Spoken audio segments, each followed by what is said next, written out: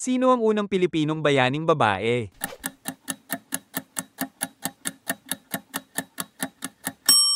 Answer B. Gabriela Silang. Anong taon idineklara ang Araw ng Kalayaan ng Pilipinas?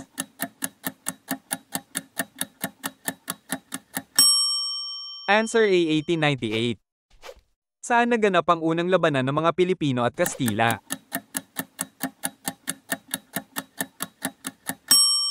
Answer B. Mactan. Sino ang pumaslang kay Magellan?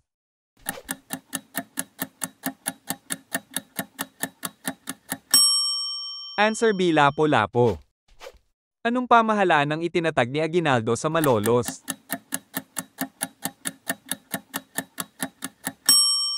Answer A. Unang Republika. Ilan ang nasagutan mo? I-comment mo na yan sa baba. Mag-like, follow, and subscribe na din kung gusto mo ng mga content katulad nito.